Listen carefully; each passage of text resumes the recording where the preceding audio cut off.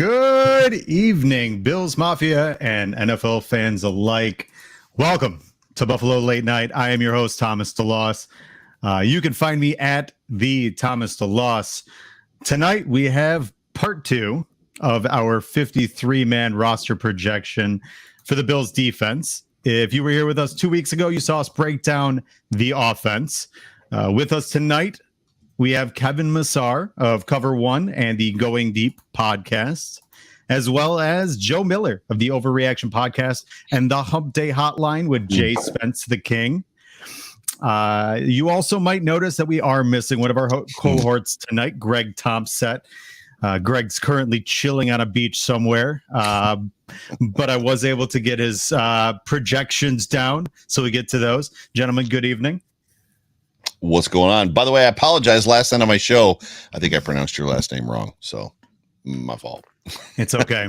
I'm pretty sure my own family does too. So we're good. But first, I'm incredibly excited. Buffalo Late Night is proud to announce that is now sponsored exclusively by a dentist for kids, as well as Travis Matthew. You'll hear more about them later. Those are two different sponsors? Two different sponsors. Wow, you guys are hustling. Wow, nice. Very good. Also, make sure to follow and subscribe, depending on what platform you're viewing. I have a tendency of forgetting to mention this every single show, but whatever you're watching us on, whether it's Twitch, YouTube, on our Twitter, Facebook, make sure you're hitting that subscribe and that follow button. You'll get more information about upcoming things. We've got some really exciting things going with Travis Matthew, as well as a dentist for kids. Some great material. You've seen some fantastic guests in the last couple weeks since we've kicked this show off. But we appreciate all the love. And so gents, good evening. I'm excited. Kev, how are we doing tonight? Living the dream. Thanks for having me as always. Of course. So start things off. Big cheers to Ryan Fitzpatrick on announcing his retirement after 17 truly majestic years. So gentlemen, what are your initial thoughts on Fitzy's retirement? And is there another QB or player of any position that was a journeyman past or present that has had the same ability to you to step in on any team like Ryan did? Kevin, you can go first. That's a tough question. Any journeyman, it could be at any position. I mean, there's probably a couple guys you can think of with this. I mean, quarterback jumps to mind at a couple spots. I mean, look at Case Keenum, current Bills backup quarterback. I mean, he was pretty good last year. There was a little bit of rumbling that he was better than Baker Mayfield. So, I mean, there's a little bit of that in him. They're very similar. Obviously the Minneapolis Miracle there with Stephon Diggs on the other end of that. So he kind of jumps out to me as someone that I can immediately think of that would fit that mold. But I mean, Ryan Fitzpatrick, he was the gamer. He would suit up and he would play. Never could get it done. He could never fully get it done, guys. We got to say that. He did struggle toward, look at that. All I can think of is that Jets game where he did lose to the Bills to foil the playoffs for him. But for a regular season guy, a closer at one point in Miami, good for him. For me, the moments that stick out to me is that kneel down to beat New England because Fred Jackson got stopped on the one instead of in the end zone. And then the shirtless pick to the end of last year. So those are the kind of two moments I got from him. But good for him, good career. I'm glad to see him. He's at Amazon, as that's already been said. And with Al Michaels, it's going to be quite the crew that they're building in there with Amazon Prime. And they've already got something going with the MLB, but it'll be cool to see the NFL production and some big names there already going to. Did you say Fitzpatrick is going to be part of the Amazon group? Yep. I did not catch that. That's fantastic. That's news to me. So he's going to be with Al Michaels. It's going to be quite the. They got us a couple of big names there, so it's going to be quite like Kirk Herbstreit. So it's going to be quite the big name panel that they're going to have on their programming. So. There was a rumor Kay Adams was going there as well for the pregame. I think that's true. Yeah, I heard that. Which I don't know how. When she left Good Morning Football, it was I want to keep going up. I don't want to stay the same. I want to keep expanding. And I don't understand how being on the Thursday night pregame show for a pay prescription platform is going up. It's lost on me. I don't know that Good Morning Football will ever recover.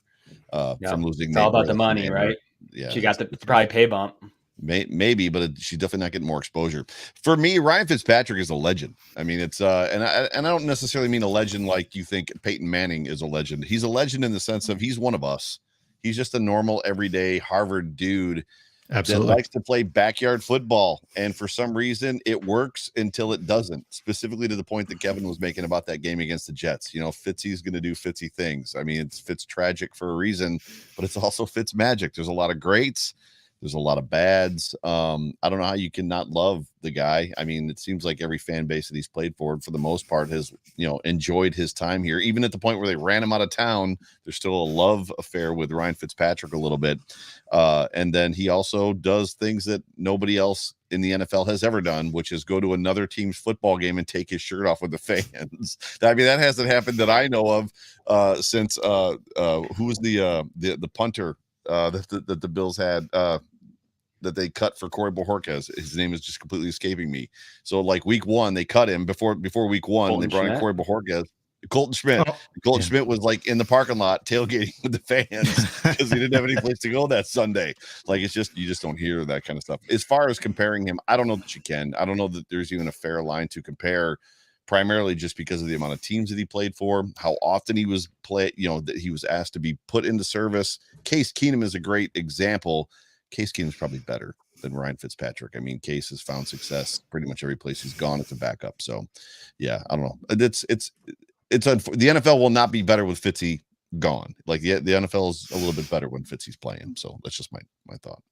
Yeah, wholeheartely agree. The only person I had thought that, but I don't even know if it's parallel, was Lorenzo Alexander. And I mean, he became more when he got to the Bills, but he always found some success. I mean, he was around for a long time. But I thought you meant just quarterbacks. I thought you meant like a quarterback comparison for any type of player. I don't have to think about it. I don't know that. I don't know. Kevin, can you think of any other player, any other position player besides quarterback? I mean, Lorenzo Alexander is a good example. The problem is I'd never heard of Zoe until he got to Buffalo, and I watched a lot of football. Right? I mean, Zoe wasn't exactly Fitzpatrick. Everybody knows who Ryan Fitzpatrick is, and he was always the man on the freaking microphone, like in the post game shows. I don't remember, it was against the Jaguars, I think, and he comes up, he's got a shirt unbuttoned and his chest hair sticking out, and he's like, "Honey, put the kids to bed. I'm coming home." Like stuff like that. The one in Tampa when he was wearing Deshaun Jackson's outfit, like his sunglasses and his chains, and had his jacket on. He's just I don't know, dude. He's just different. He's one of a kind. I mean, the problem is you're either going to be better or worse than him. Like, I mean, you can think of Frank Gore jumps out to me as that's a good one. End of his career. Frank Gore played on about 4 teams. But I think it's more than that. Yeah, probably for what he put in early in his career. So, there's definitely probably some examples, but the problem is they probably either trump him or are worse than he is in terms of, but definitely a lot of examples of players who've played for 5, 6, 7 teams. I mean, you could go to specialists if you really want, like kicker and punter. Right. I swear those guys are on a different team every year. Absolutely. Who's the other quarterback that played for a million teams? Blonde-haired guy, tall, wasn't very good. Glennon? No, not Glennon. Long neck Lennon. It's not, all I can think of is Jay Schrader, and it's just definitely not Jay Schrader. It's McCown. Is that right? Oh yeah, Luke McCown. One of the 40 McCowns. Josh McCown. Excuse me, not Luke. Yeah, Josh McCown. Yeah, so he played. He played for a million teams, right? Yeah. Well, if you have a chance, anybody's watching, give the Adam Schefter, Ryan Fitzpatrick interview. It just came out. A listen. It's primo. It's fantastic. Ryan's great. He's always a great listen. He's just like you said, he's salt to the earth. I met him at training camp a number of years ago when he was with the Bills. He's one of those guys, and he said the same thing about Josh. Like Ryan mentioned how he roots for Josh because he's so likable. Ryan's the same thing. No matter what team he was on, Bills fans he was beloved. He was always rooted for. But nonetheless, let's carry on. Another huge goodbye to Romeo Crennel, who's retiring after 50 years of incredible service to the NFL and collegiate ranks. He boasts an overall record of 32-67 as a career record. Best wishes, Romeo. We hardly knew you. I think Ryan Fitzpatrick has a similar record. Right. Yeah. But I'll tell you, Ryan's got a hell of a stat line, though. He does pretty well.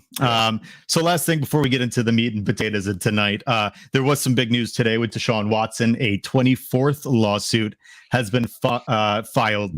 Gentlemen, at this point, what are your thoughts in regards to a suspension? Do you think it's going to happen?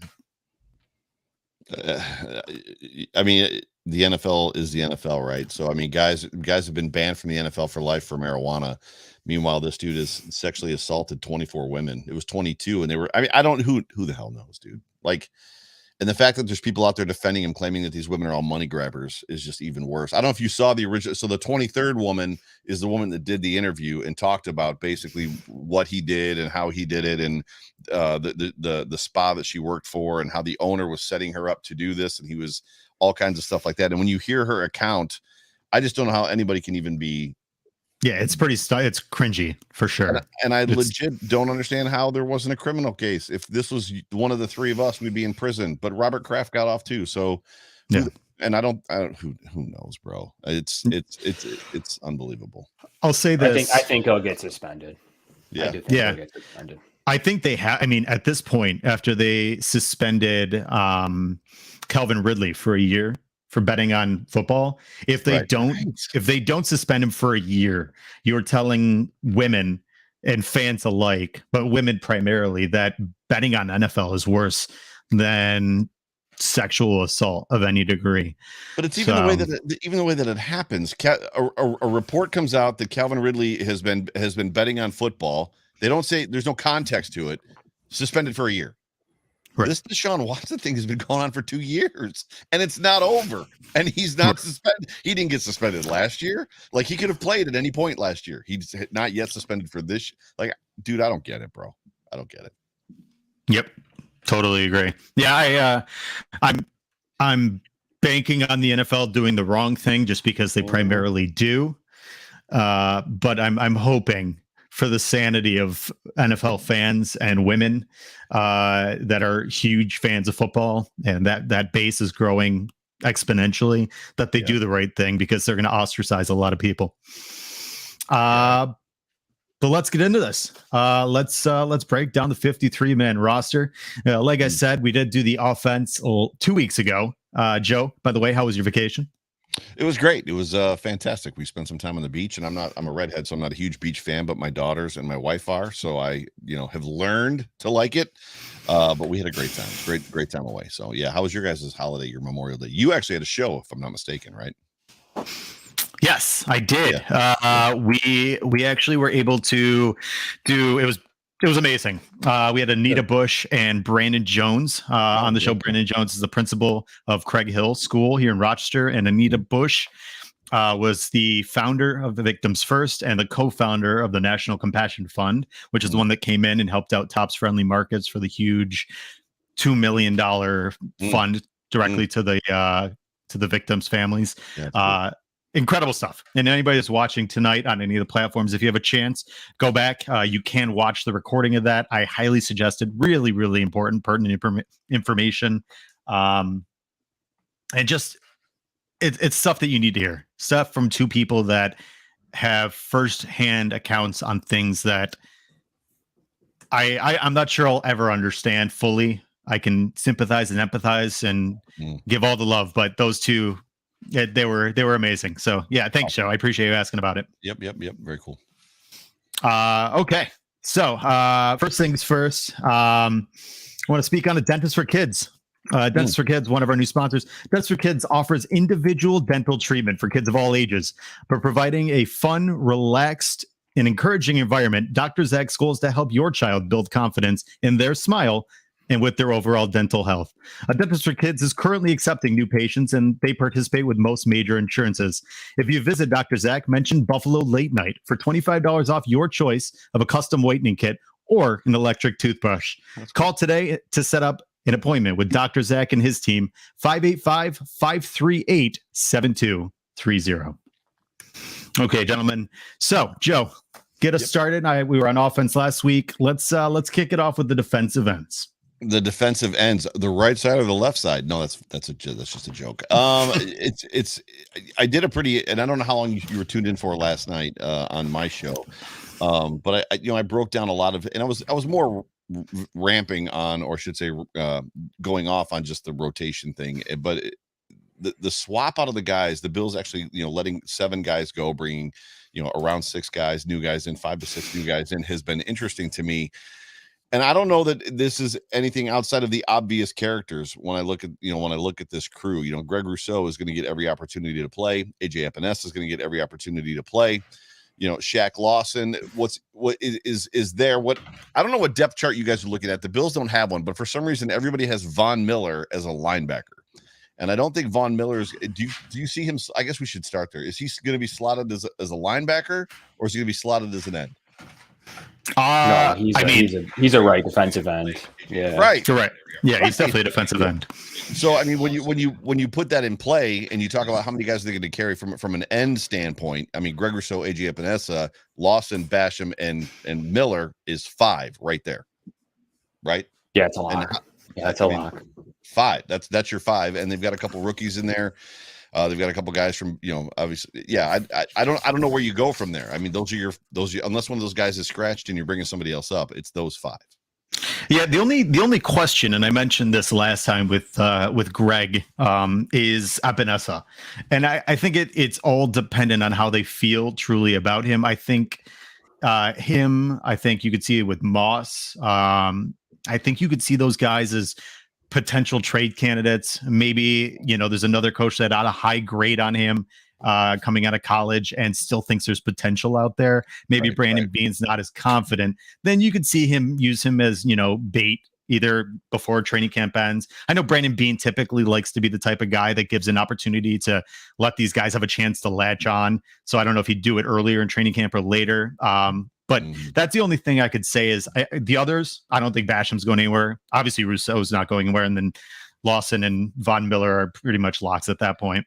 But before Kevin goes, and I want to hear what Kevin has to say, I don't know what you benefit by letting AJ Epinesa go. So if you trade him, or I don't think he's a roster cut, but if you trade him, or you find a way to get something for him, I mean, there's nobody else on this list, Mike Love, Kingsley Jonathan, Daniel Joseph, that for me is like, oh, I want to have that guy. Like, we need to make room for that guy.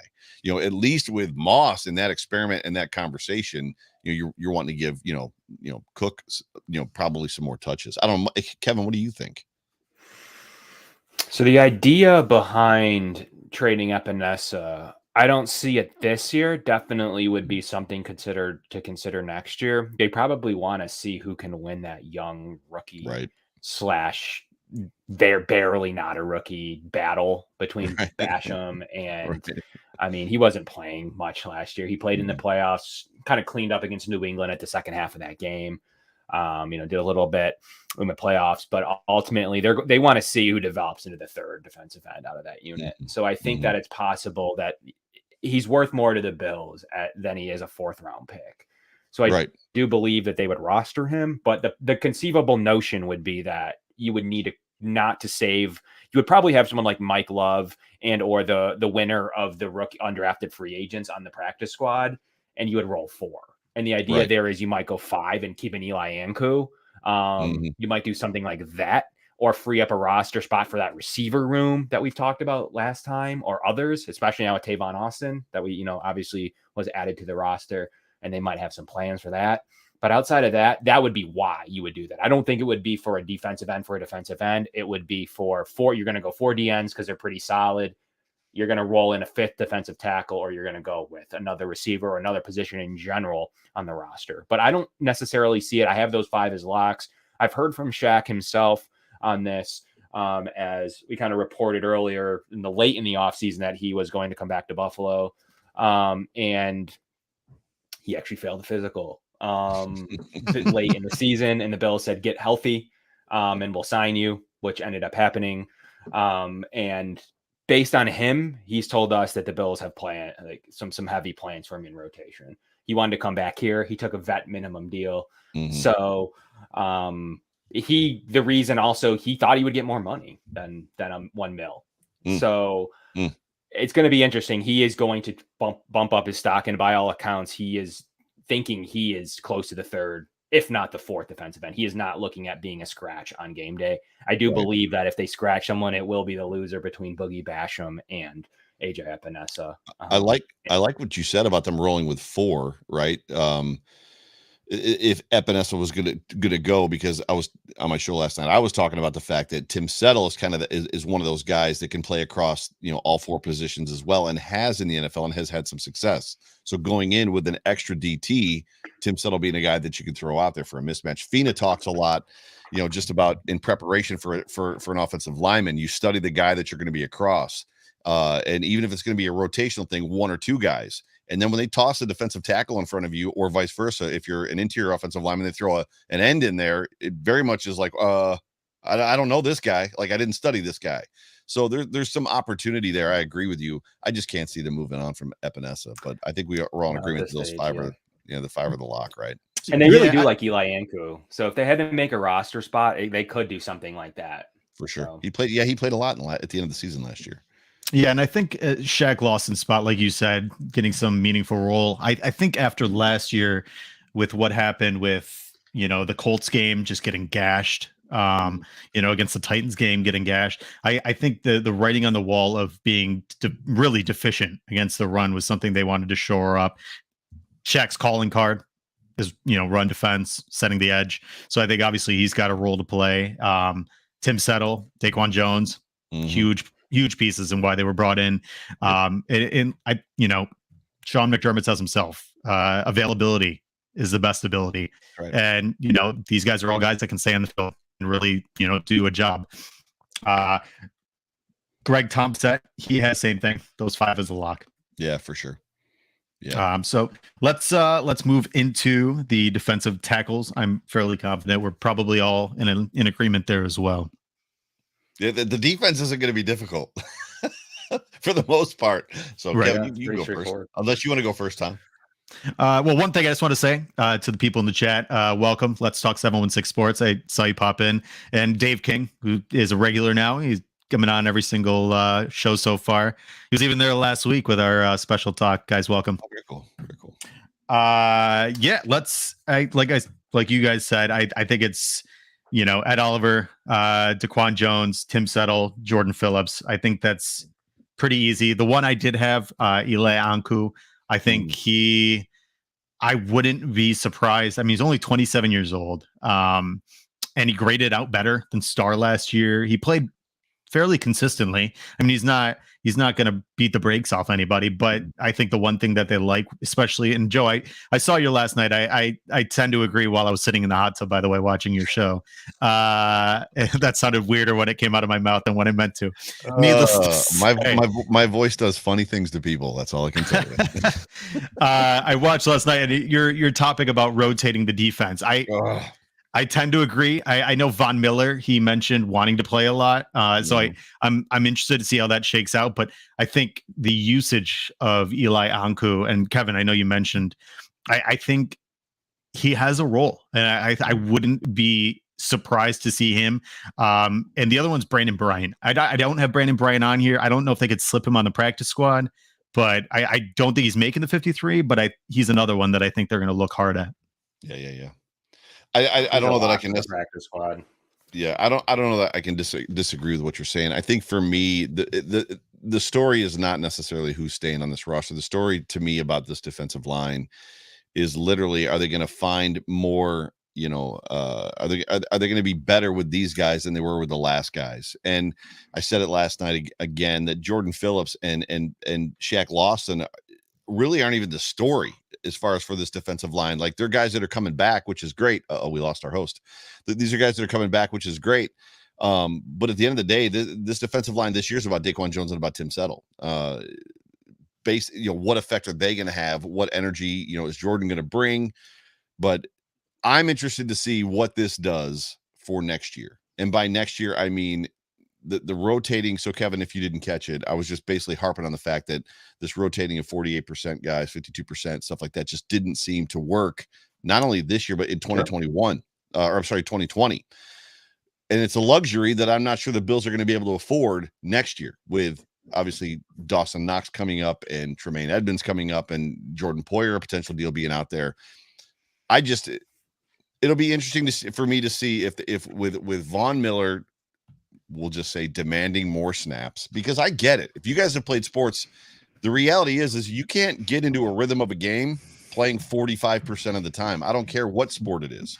There's an aspect of being in the game that kind of gets you into what's going on. And I get the whole, we want to give them, fresh legs at the end of a game, fresh legs at the end of a season. And I'm totally just going on a rabbit trail. I apologize, but there's just not much to talk about with these guys. They're all a lock. It'll be interesting to see what effect they have and if they are rotated. DaQuan Jones has kind of that Star Lotulelei vibe to him. He's an anchor. He's going to suck up blocks, right? He's a one tech. He's a big dude. That guy I can probably see rotating. I don't want to see Ed Oliver come out of the game. I don't want to see Von Miller come out of the game. I don't want to see Greg Rousseau come out of the game. That's where I'm at. Yeah, and I think potentially you might see less. I think the problem was you weren't getting anybody that was causing havoc to the point where you couldn't take them out. Nobody, I mean, Mario Addison wasn't a world beater. Jerry Hughes, statistically, he was like a 70. Would you say last night? 71% was his grade, or 71 was his grade. Yeah, that's his PFF grade was 71. Yeah, so I mean, he graded out well, but the problem was statistically wasn't really putting anything out there. I think the problem was they figured they rotate him more, maybe they'll get more out of the group as a whole. But I think you're going to see with Rousseau across from Von Miller, you might get more if they're on the field consistently. So it might change. I mean, you never know. Sean McDermott's so consistent with his processes that he might just keep it the same and say, this is how I do it. This is how it's going to be. Yeah, for sure. Yes. I mean, Von Miller, 79% snaps in his career. I don't envision that going. I mean, and that's lower than he'd like. I mean, before that, he's been 90, 84, 84, 84, 86, 84. I mean, he's probably going to spit in 75 to 80 now. So yeah, you're paying this guy a lot of money. That's 2 spots based on the rotation last year. So to me, I don't think they rotated because they wanted to in 2020, 2021. I think it's because they just had to see what they had, and they didn't have anyone they could always rely on at, post Jerry Hughes end of career. Really? You don't think that was totally schematic? I felt it was totally. I mean, I thought it was a little bit, but it's only schematic because I don't think they had a prime, and that's why they went out and paid $100 million because they didn't want to do that anymore. But I'm not disagreeing with you. I mean, it's good to have some differing opinions, but just to play devil's advocate, they had 2 guys in Jordan Phillips and Shaq Lawson that were effective and didn't want to pay them, let them walk, and brought in guys that we thought they were going to be better. Quentin Jefferson, obviously Mario Addison and Vernon Butler, and they were not. And we lost one of those guys, Quentin Jefferson, last year, and we're completely shocked when Vernon Butler makes the team. And we were all just kind of like, with Mario Addison. And to me, I think that's what they wanted. I think they believe that if we're going to get more productivity, I think is what they believe. I think there's a theory or an on paper thing that says if we've got guys that are, 60%ers or 70%ers in talent. So we've got guys that are lesser talent, but they're way more fresh. They're going to be better than the guy that's a 90 on the scale, but he's played 90% of the snaps. I think they have this feeling that we're going to be better off with 9 guys that are okay, but healthy and fresh versus 4 guys or 3 guys that are legit superstars that are tired at the end of the year. That's what I think. But they went out and paid a 95%er to play 80 to 90%. So I think that will he though? Will he? He will. I just think based on their cost benefit that they have and cap hit. I mean, I know they care about that. I know that they're thinking about it. He's not going to sit on the bench 46. I mean, he's not going to play. I want you to be right, less. Kevin. I want you to be right because their money cap hit shows me that I'm leaning that way. Gotcha. If he came in on a lesser deal, yeah. I mean, I'd be thinking about it. For 2 years, I've been screaming for a Havoc Reeker, and they finally have one. And to have him on the field 48% of the time is what are we doing? Right. Yeah, I don't think that's necessarily going to happen. I'd be hard pressed to believe that they're not going to have Von Miller out there just trying to cause havoc every chance he gets. Yeah, but they also trot Cody Ford out there, and Bobby Hart's on this football team, and they put Brian Winters on the field for 6 games or 7 games and watch him collapse the right side of the line. I don't think they had much option when Winters was out there. Bobby Hart is not going to make this roster, God willing. There's no way. I will make a bet now that he does not make the roster. I'm teasing. Needless to say, he'll be sitting on the practice squad though. That's what I have to say about that. And the thing is, they'll revert to some of their old ways. They'll probably do that at defensive tackle. I think that you'll see some rotation with Settle and Jones. Yeah, for sure. So, but at defensive end, I think they wanted to pay somebody and they didn't want to do that method anymore. And the number that they thought that they saved letting those players walk, I don't know. And I can tell you in the AFC divisional game, they wish they had a Havoc Wrecker. Rather than a 46%er. I think that possibly they'll start off with a little bit more of a rotation, but there's no, I mean, he's historically never played less than 78% of snap. I just don't see it. I don't see him coming here. I don't see him signing that contract, selecting the team and playing 49%. I just don't see him playing 30% less. And you got to hope that the script is somewhere around what it was last year, that we're going to win by double digits, which means that hopefully Von Miller won't have to play the fourth quarter in 10 of these football games, but he'll be available to close out a game on defense if we need him for the other 7, right? So that's right. Yeah, I think you'll see some games in the 80s and 90s, and you'll probably see games, but it's poked in the 60s. But hopefully, it's game flow and not right, and that they're winning by a margin that they could pull him off and keep him fresh. By the way, anybody who's watching the show tonight, feel free to comment with any of your hot takes or who you believe that is going to make the 53. Travis Matthews, innovative fabrics keep you looking and feeling your best. Whether you're on the golf course or strolling through town, offering supreme comfort for every aspect of your life. With clothing that's quick drying, wrinkle resistant, and super soft, you can move seamlessly from work to play. Get 20% off your first order at travismatthew.com. You'll find the link, right on Buffalo Late Night social media pages. So let's go ahead and continue with linebackers. Kevin?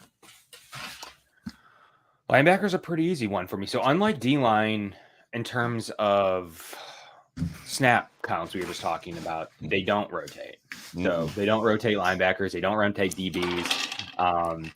They don't really rotate anywhere else on the roster really much. A receiver a little bit, but they don't really rotate many places. So this is going to be pretty simple. Like, you got the 2 starters in Milano and Edmonds making the roster, obviously. The biggest question mark, I mean, obviously the Andre Smith 6-game suspension where he claims he didn't know about it. He was pretty vocal on that.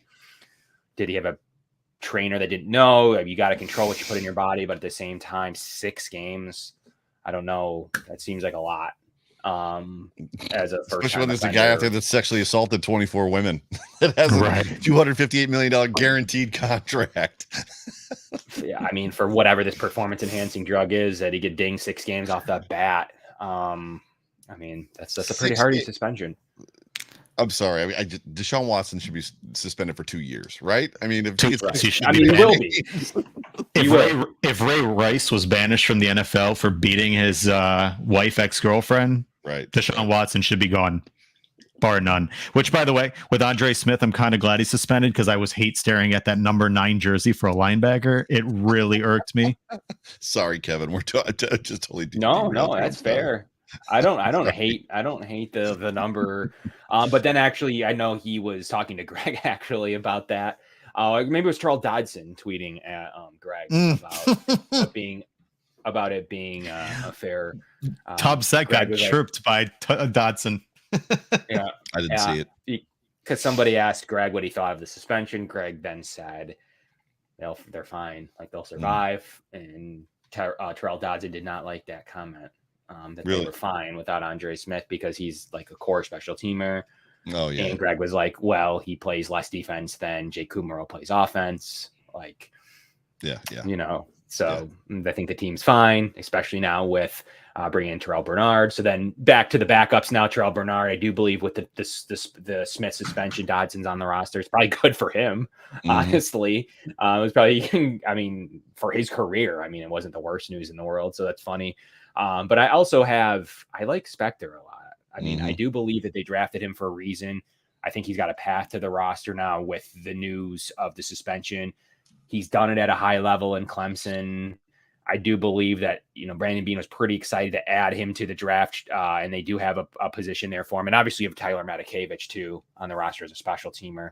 But I do believe as with the suspension, you have Dodson and you have Spector coming in. But I think Spector, he could surprise some people on his special teams. He's going to play with some tenacity as a bruised brother or whatever he was labeled as. And he's going to, for sure, be active on game days now with DeAndre Smith. I think it's fairly easy. Joe Giles Harris will be on the practice squad.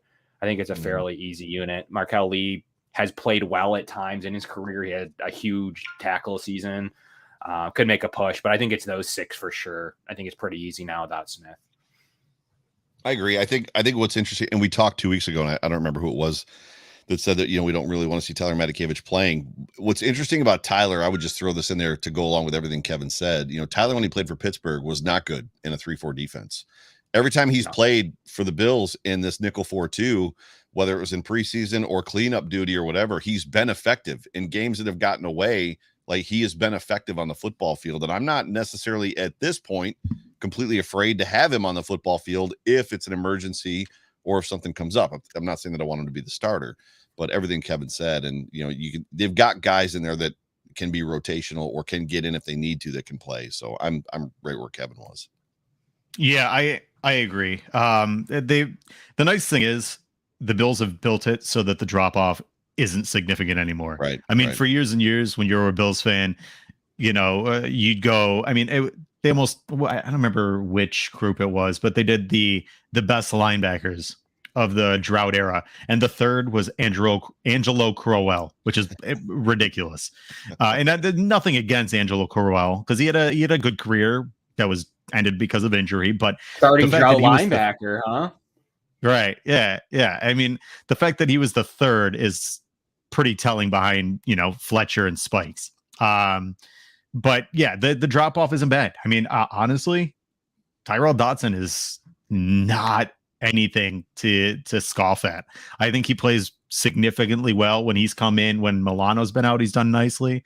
I think it'd be interesting to see what they do with Terrell Bernard, if he's big nickel safety, if he's if he plays linebacker, because he's like in between like that, like Milano and Poyer size. So I think he can play a little bit of everywhere. I don't know that the Bills need I keep hearing the big nickel piece. Now, obviously, when you listen to McDermott talk about why they drafted him and why they had him so high, it was because of the relationship McDermott had with his head coach, and just, when that guy speaks about a player, I know to take him seriously, blah, blah, blah, blah, blah. The problem that I have with this philosophy of the big nickel is you're not taking Taron Johnson off the field. Taron Johnson is one of the best, if not the best nickel corner in the game. So I don't know of a situation, and maybe Kevin can speak to it, where you're going to bring that guy on the field and take Taron Johnson off the field. To me, Taron's the guy they want on the field always, and they show it that way, right? That nickel cornerback is always on the field, but I don't know. Kevin? Anybody yeah, you could do different things with it. I'm not a big nickel fan. In fact, I was against Jeremy Chin, and who ended up being a pretty good football player, as well as, New England's as well. And Kyle Duggar was not a huge big nickel fan. I don't think there was a role on this, that the defense or this regime has kind of proved that they don't really care about that, even though, just because they've drafted some players in Carolina, this isn't quite a big nickel defense. They have a nickel corner, to your point. If anything, it would be strategically to match up against Travis Kelce. They're just literally looking for someone to guard Travis Kelce. So I believe situationally, right, there's a point where Taron Johnson's not covering Travis Kelce. We're less worried without Tyreek Hill. We can survive, especially by that time. If it's Trey and Khair, you're feeling pretty good with your boundaries. You're not guarding someone, like, you don't have to worry as much about Hill. You're looking at whether it's Sky Moore or whether it's one of the guys, Juju Smith-Schuster.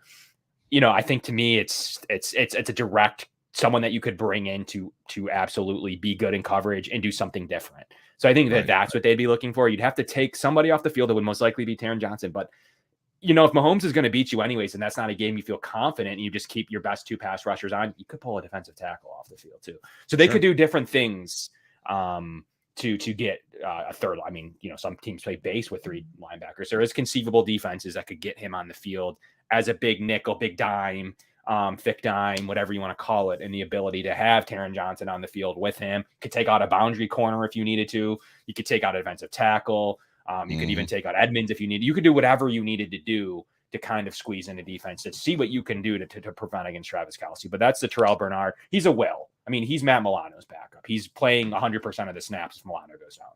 Yeah, what's interesting about this front seven, and one thing that we have not talked about at all, is with AJ Klein gone. So, Tom referenced, is it Tom or Thomas? Thomas. Well, Thomas referenced, the Bills in run defense, specifically in that Colts game, where, Leslie Frazier said, we never once considered taking or going to a standard 4-3 defense. We never once considered coming out of the nickel 4-2. Well, then when they played other good running backs that year, they played a 4-3. They played straight up with AJ Klein. Without AJ Klein, they don't really have kind of that guy. I guess you could slide Von Miller into that third linebacker role and then go, 4 across the front. But it'll be interesting to see, if the Bills play the Colts, or if they play, which I think they do, right? If they play teams like that are really stout against, have a stout running game, how they're going to play him, because they're missing that third dude. As much as I like Terrell Dotson as well, I think AJ Klein was a little bit better, right? So, I don't know. So he only played 43% of the snaps last year, AJ Dotson. AJ Klein did? Klein. Yeah. 43% of the snaps. It's a lot of snaps for Terrell Bernard. Yeah. So, that's a lot of snaps. Yeah. So you'll see some time, and if there's an injury, that'll shoot up. So, I mean, there obviously was sometimes, some injury play there in that 43%. So not everything's equal there, but played only 33 the year prior in 2020. So there's some snaps to be had still. There's still 30 to 45% of the snaps to be had for a linebacker. And I do believe it's Terrell Bernard right now. He can do some things. I mean, he's special in coverage. He really is. So we'll see if that is somewhat of a solution to the Travis Kelce conundrum that quite frankly has lost them playoff games. Yeah, I think you're going to see in a lot of sub packages too. Like you might see it against Miami, because when you've got, Jalen Waddle and Tyreek Hill, it's going to leave Gesicki, kind of just sitting in the flat and finding, soft zones. And you might have to have somebody like Terrell Bernard who can play against somebody like Gesicki. But yeah, I think you're going to see, little things done here and there to kind of mitigate those issues. But like you said, I think when it comes to the Bills defense, you're not going to see them overhaul the defense. You're going to see them tweak some things to make it better. But for the most part, it's going to be pretty consistent, I feel. Mm-hmm. How do you make a number one defense better? That's the question, right? Von Miller. Stack the quarterback. Terrell Bernard, maybe. Kyrie, they didn't have a corner 2 all year. Right. Talking about a transition. Let's good segue, Kevin. Good segue. Very nice job. Let's get right into the corners. Wait. What was Greg's take on the linebackers? Oh, same thing. Greg was the same. Matt Milano, Tremaine Edmonds, Terrell Bernard, Tyler Medikevich, and Tyrell Dodson. Which I'm pretty confident he's not going to change, even though he got chirped by Dodson. That being said, let's jump right in for cornerbacks. Spector off the roster, huh? So here's the thing. He actually commented about Balen Spector. He said maybe a crack for Balen Spector to make it and have a re-signed guy be a veteran like Jake Kumaro or Tavon Austin on offense. So it just depends. Yeah, I think Balen Spector is interesting purely based on it. With Andre Smith not making it, Andre Smith was primarily your special teams guy. I think that could open up a path for Balen Spector because out of college, he comes from Clemson, which quite frankly, and I said this before on a different podcast, Clemson is not known for pumping out all-star linebackers. Like I actually brought up the list of linebackers from Clemson in the history of their program, and it's actually embarrassing for a program as big as they are. So I'm not surprised that he wasn't a higher recruit, but he's got some great instincts, and if that's his route to making the team, I could see it. But yeah, he could. And the same thing he said, if Trey White gets moved to IR, he'd guess that somebody like Joe Giles Harris type of special teams linebacker is re-signed to fill that Andre role suspension. So I think like he said, Joe Giles Harris, Balen Spector, those are going to be those 52nd, 53rd, right on the cusp of the roster type of player. Good stuff. So let's get into those defensive backs. Obviously, we know the locks. I think the one that's questionable with Trey White is how he starts. I know with IR, it's 4 weeks. He could start on the pup. I think we're going to find out a little more. Sal Capaccio actually mentioned this today on the Extra Point show. Or no, excuse me, it wasn't the Extra Point. He was on the morning show with Jeremy and Howard.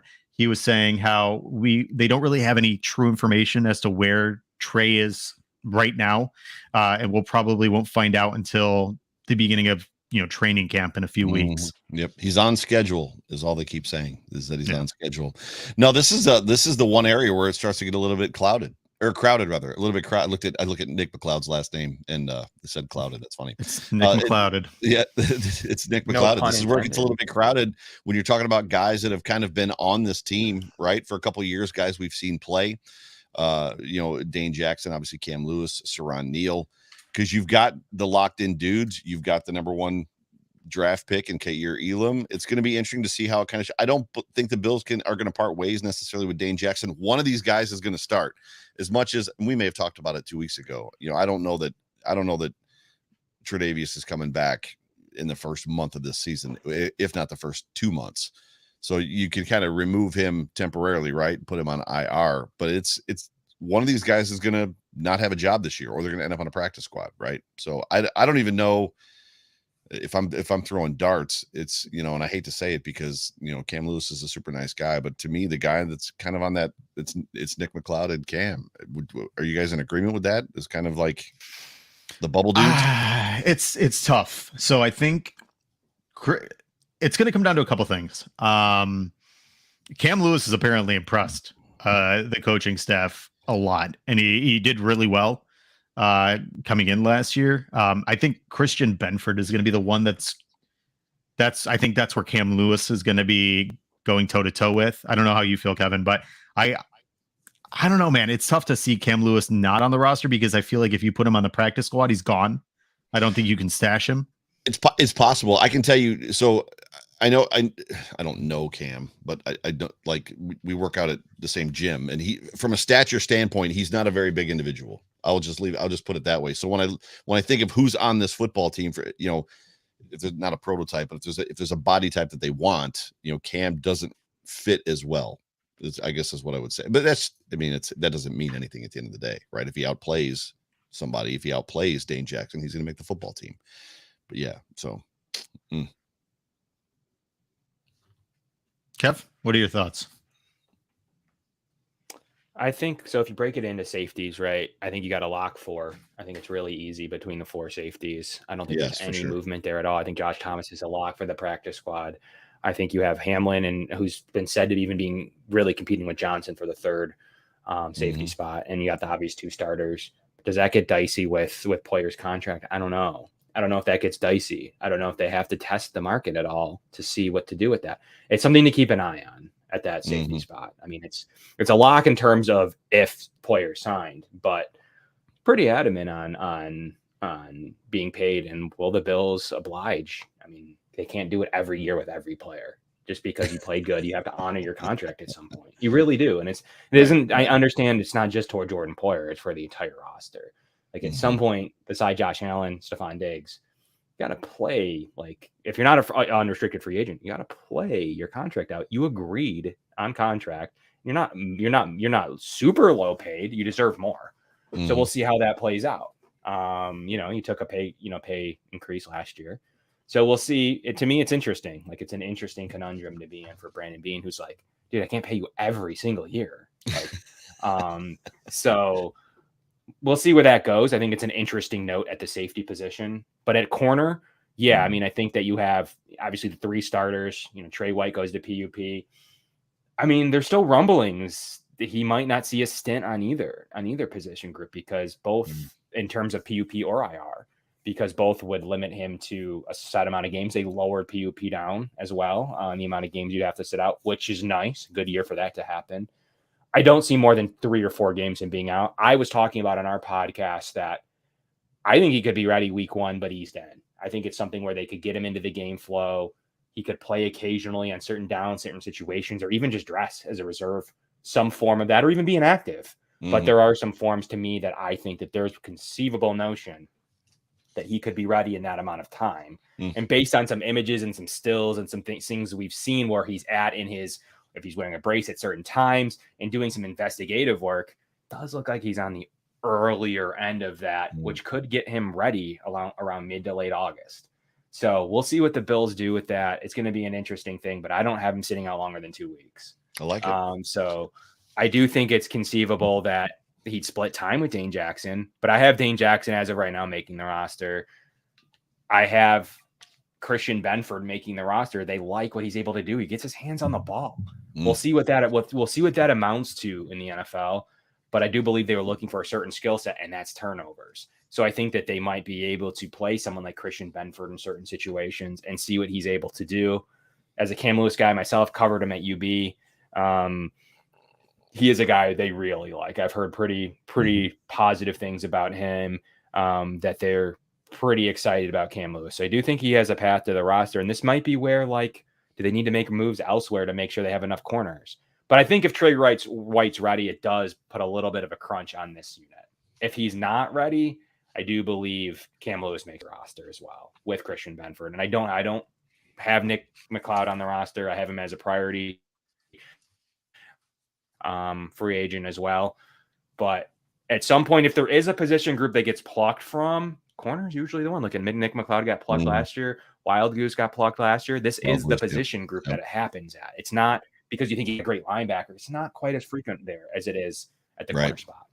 It's good stuff. Yeah, I will say with Trey White, and I mentioned this on the Process on Tap podcast, I'm not Trey White. I'm not going to try to make it out to be Trey White, but I have had both my ACLs repaired. I had ACL surgery this past November 30th, and I can run now at this point, and I don't have the medical facilities that Trey White has. I don't have everyday side-by-side care with a physical therapist like Trey White does.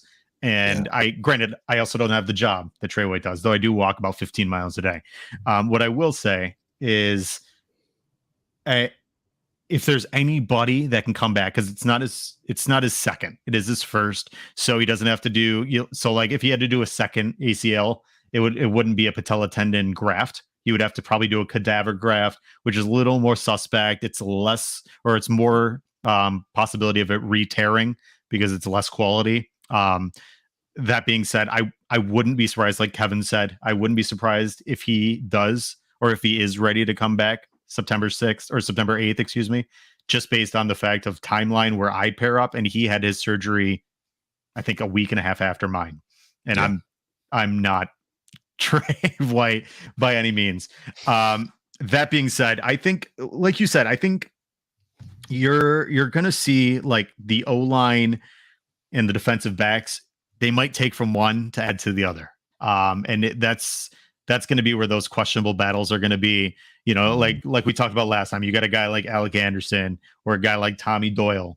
Those are going to be the guys that might be fighting a guy like, Cam Lewis or a guy like Josh Thomas, because I will say Josh Thomas looked fantastic last preseason.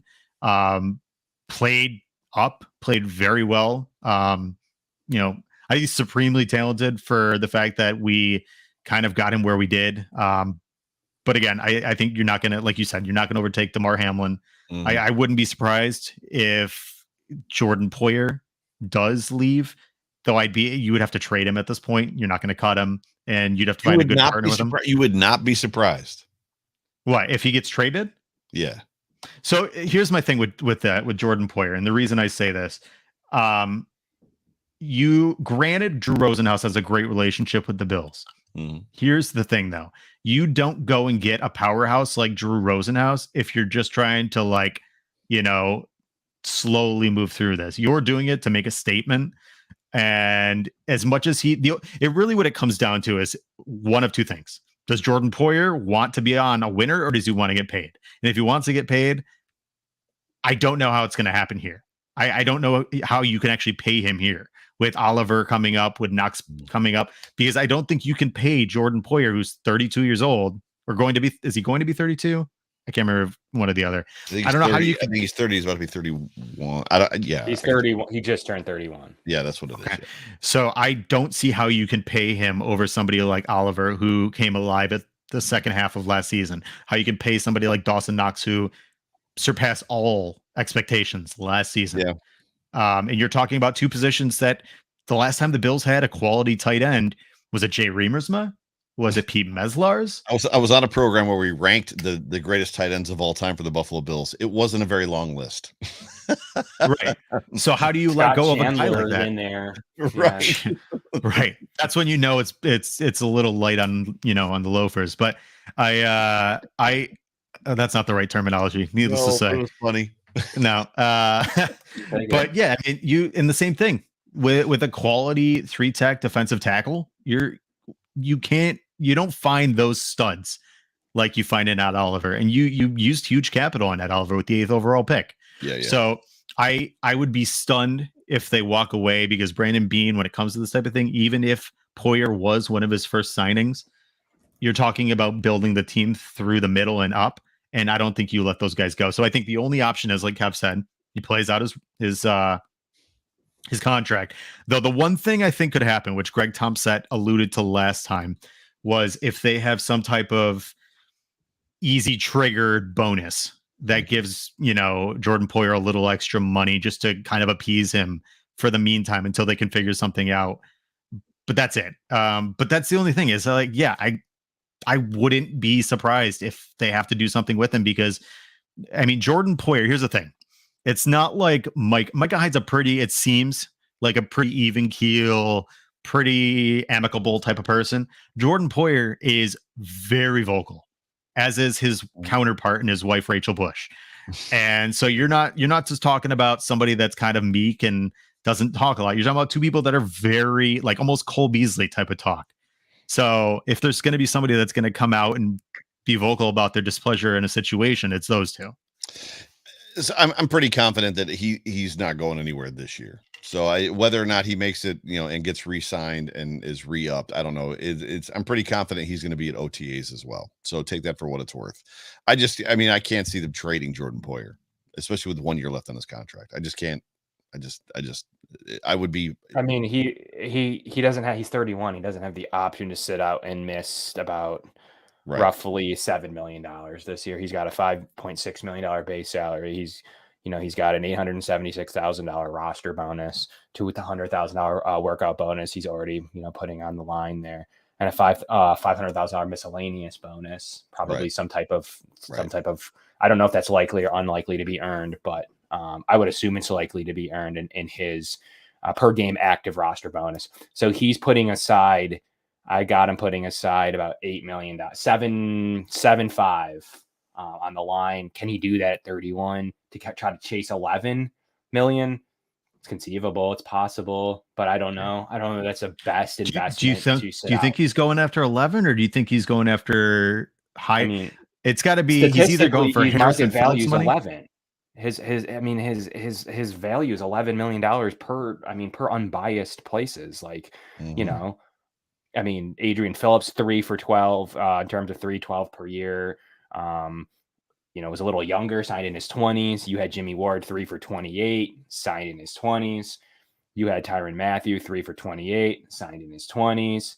At some point, Devin McCourty, re-upped his 1 year, $9 million. At some point, are you in between there? Yeah, probably. I can't see him getting more than 11. I really can't. I don't think Brandon Beane can do it either. So if he's looking for a big payday, your trade thing would shock me, but it isn't out of the realm of possibilities of them getting an asset and being able to do something at that position. I mean, it's really not crazy. It's not crazy for them to take a second round pick. Right. Yeah. It's just. You think Jordan Poyer's worth a second round pick? I think it's possible. I don't know, man. It's all pro. He is first team all pro. I would also probably add in here as well that Cole Beasley's mouth wasn't necessarily the problem. It was the fact that he was completely unwilling to follow the guidelines and the protocols, which basically put a spotlight on the Bills during the week by the NFL. So there was just a little, his reluctance to follow the rules was more the problem than And his stay mouth. healthy. Like, he just got hurt both the last 2 years. Like, I mean, come on, man. Like, yeah, for sure. But so I can't. Yeah, I just can't see Jordan Poyer gone. I don't think he wants to be gone from this roster. I don't. Especially when they're this close. Yeah, as a 49-year-old man, I can just tell you that he sees the end of the end of the road, and that's more about what this is about. When you guys mentioned like his outspokenness, is it him or is it his significant other that's outspoken? I don't think the Bills care about that crap. Yeah, honestly, they don't care, and especially because it's not him. Right. Like, I think it's more from his. I mean, I think they cared a little bit in Cole's case. Like, I think they did care a little bit about his antics. How much, we don't know. Well, so you have to define. This is a fun conversation. You have to define the word antics, and I don't mean that in a negative way, Kevin. You know what Cole said was, "I'm here to stand up. I've already made my money. And I'm here to stand up for the young guys that are being bullied by the NFL and the franchises that are afraid that they're going to get cut unless they fall in line. And I'm here to be a voice for those guys." I can tell you that was true. That's literally what he was doing. And that's 100% how the younger guys felt on that football team. They called him like dad for that reason. They knew that he had their back and that he was going to be the voice for them if they needed it. So I don't know that the franchise necessarily had a problem with it. They may have, but I know they had a problem with him not wearing his masks, getting caught, getting fined. Like, like I know he was pulled into coach's office several times, like Sean's office, and like, "Could you just wear the mask?" And he's like, "I'm not wearing it." Right. So yeah. I mean, I like it's Dave difficult. King's little singer, by the way. Yeah. I'll say I like Dave King's little singer here. If Beasley was immunized like Rodgers, we could have kept him. Go ahead, Kevin. I apologize. Touche. No. I mean, still sitting out in free agency for he's only 32. So there's a lot of guys that are out there. AJ Klein hasn't signed. It's funny how many Bills players are out there from last year's like team that was super, super good. It's not only that, but some of the talent that's available out there. Yeah. There's a lot of guys. There's a lot of corners that still haven't signed, right? And we were hungry for a corner until we drafted Kair Elam. So yeah, there's a lot of guys. So it's interesting. It's an interesting battle. But I mean, just talking dollars and cents, the Bills don't have it. They can't pay Poyer much. So I don't know how they're going to work that out. If he's going to, what he's going to do to sit out. Like, but at the end of the day, could they trade him, get whatever they could get for him? I have a second round pick value on him. Could take a third and then sign someone like Damontae Kazee. There's still a couple of players out there that they could go ahead and you'd say our defensive system is very defensive back light. Like, it's easy. Like, he will make you into a guy. Look at Hyde. Look at everyone who's ever Trey White. Like they're talented players, but look at anyone who's ever played in it. Well, then to your point, I mean, I don't even know that you got to go get a guy. I mean, like DeMar Hamlin and Jaquan Johnson could potentially fill that role if you like them, right? So, yeah, no, I mean, absolutely, yeah, it's very possible. You wait till cut down day, see what happens, and see what you're able to add. I do think they'd add depth there if that's something like that happened. But yeah, absolutely. I mean, Hamlin's might have first crack at the starting job for sure. Right. So it's an interesting battle. Greg Thompson had the exact same thing. So Trey White, Kair Elam, Dane Jackson, Taron Johnson, Saran Neal, Christian Benford, and then safeties Poyer, Hyde, Hamlin, and Johnson. So it's weird to have a good football team and all. Like, everything seems relatively obvious. I remember 17 years of all of us being worried about the cut down day, and if like a player that we really liked was going to get cut. And anymore, it's just like, no, this is the team. These are the guys. I was I mentioned this before, so upset when Rick Rodgers got cut because I was so sure he was going to be a stud. So sure. But then again, I want to say, Kevin, I'm sure you remember, but I know Joe will because he's a little older. I don't know if you guys remember Jeremy McDaniel, but I loved Jeremy McDaniel, and I thought he was going to turn into like a stud receiver. He had huge arms, just never really panned out the way I thought, but needless to say. Okay, let's get into special teams. Obviously, there's only real one. Tyler Bass and Reed Ferguson are pretty locked in. I think it's going to be a real question with Matt Araiza. I don't know. I mean, if we're going to have a conversation about anything, to me, and I've said this several times to friends, I don't know that I've ever said it out loud where other people could hear me, but You look at NFL teams. If Matt Araiza has a problem holding because he's never held before, he's always punted and kicked, place kicked. He's never held for anybody. And obviously with the new CBA rules, that's why backup quarterbacks don't do it anymore. If NFL teams are willing to have a kickoff specialist, rostered kickoff specialist, why can't you have a rostered holder? Right? If you're that worried about it, if it's like, oh my gosh, this kid can't hold, like, what are we going to do? You're not cutting Matt Araiza, right? Because you have to use 2 active game day. It isn't just the roster spot. You have to use 2 active game day spots. But teams do it. They do it with kickers. They keep a place kicker and a kickoff specialist. Yeah, it's probably more. I mean, back when like the Bills had Jordan Gay because the team was terrible. I think it's more than likely that you're not going to see it with a team like the Bills, unfortunately, just because that's. I'm just throwing it out there. I'm not saying it's not outlandish. It's not outlandish by any stretch, but I just, at the end of the day, I just can't see them with this talented of a roster. They don't have the luxury to use it on that. Otherwise, you're cutting a Benford or you're cutting Tommy Doyle, and I don't know. Like, I don't know what they feel about that. I asked someone if Tyler Bass was concerned just about Matt Araiza never having held before, and I was told point blankly, we'll adjust. He'll adjust. I mean, this isn't his first. Matt Hawk isn't his first holder. He's had other ones, and we've had to adjust. So we'll adjust. Whatever they get. Georgia Southern, who was holding, right? Right. So, yeah. So he's not 34-year-old vet. He is, he had Corey Bajorquez by all stretches, one of the worst holders in the NFL. Ever. Yeah, ever. Possibly ever. And it's to me, it's obvious Matt Araiza is making this football team. Yeah, especially after that video that surfaced of his 980-yard punt. But then you have Joe B breaking down that his hang time wasn't good enough, and it's like, Joe, like, have you ever punted in your life? I have. Like, have you ever punted like at somewhat of a competitive level? He may not have been practicing his hang time in certain situations. Wasn't it like isn't the video? Wasn't it like a 5.2? It was like he was like in the 4.5 range, which is still fine. Like, it's ridiculous. The point is, if you're going to roster Saran Neal, you're going to roster a couple of the best special teamers in the league, Taiwan Jones. You're going to roster a couple of these guys. Let's have them earn that roster spot. Like, if he's going to punt at 80 yards, you have good odds there. I don't mind him returning it a little bit off of that. Right. I don't think that they're going to have any issues. You punted him. You knew who you were going to get with his punt, with his leg. They liked Corey Bajorquez, but he was just super inconsistent. He's super inconsistent. Well, now you have a second left-footed kicker too, so you bring that back again.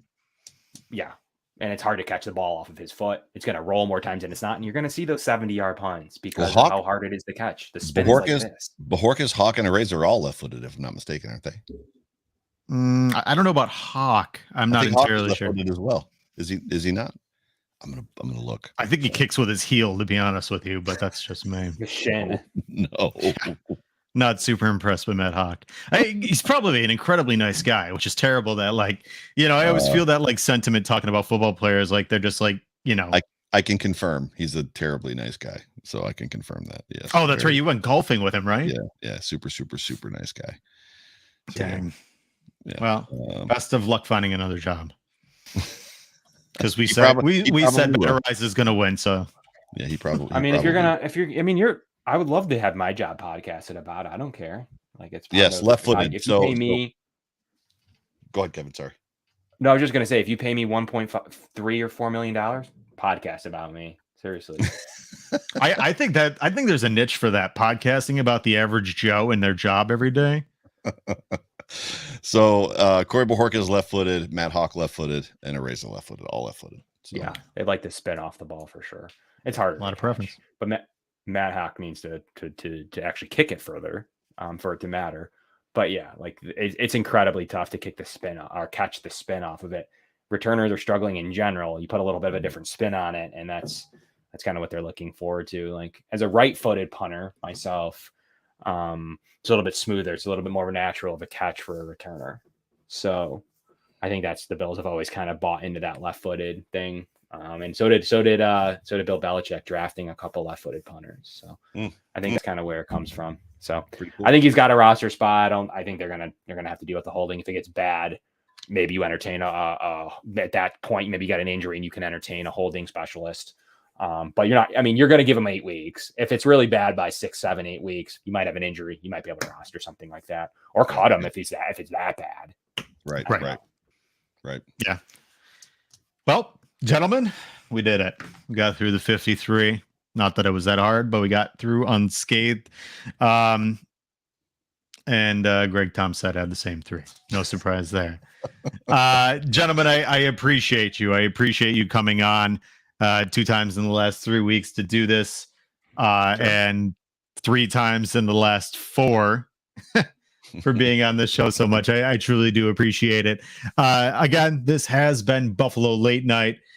Do want to thank our sponsors, Dentist for Kids and Travis Matthew, for joining on board. We look forward to some exciting stuff in the weeks ahead. If anybody's watching, look forward to next week, where we're going to break down 11 personnel versus 12 personnel. And we have Joe Marino, Ryan Talbot, and Aaron Quinn hopping on. So it should be a very interesting conversation, very exciting. I'm excited to have the 3 of them on board. But again, you've had Joe Miller and Kevin Massar. Joe, if you want to plug yourself. Yeah, Joe Miller. You can find me on Buffalo Rumblings, their vidcast network. Sunday nights, the Overreaction Buffalo Sports Show, which will soon become, once again, the Overreaction postgame show. Monday nights, the Off Tackle with John Fina show during the season. And then on Wednesday, the Humpty Hotline with Jay Spence, the King, your friend and mine. And Mr. Kevin Massar, again, has joined us. Kevin, feel free to plug yourself. You can find me right now Friday nights with Mike Bunt, the Going Deep podcast on the Cover One Network. That's where you'll find us. We're doing signature footballs, as you can see behind me. Some great history on some of the drought era teams. It's been great fun, and we're doing live rips on cards now in the off season, which has been fun too, to kind of to kind of do something different. So check us out there. It's cool. Awesome. Well, again, for everybody who was watching, we truly appreciate it. Appreciate the comments. Love to have more people tag in the next shows. But again, thank you. My name is Thomas DeLoss. You can find me at the Thomas DeLoss. This has been Buffalo Late Night, and go Bills. Go Bills. The Bills make me wanna shout. Kick your heels up and shout. Throw your hands up and shout. Throw your head back and shout. Come on now, the Bills are making it happen now. Stand up now, come on and shout. Yeah, yeah, yeah, yeah. Say you will. Shout it right now, baby. Say you will. Come on, come on. Say you will. Come on and shout. Say you will. Yeah. Buffalo's happening now. We're on the move now. The Bills are happening now. They're making it happen now. You got the spirit, a lot of spirit, yeah. You got the spirit. Just watch it happen now. Hey.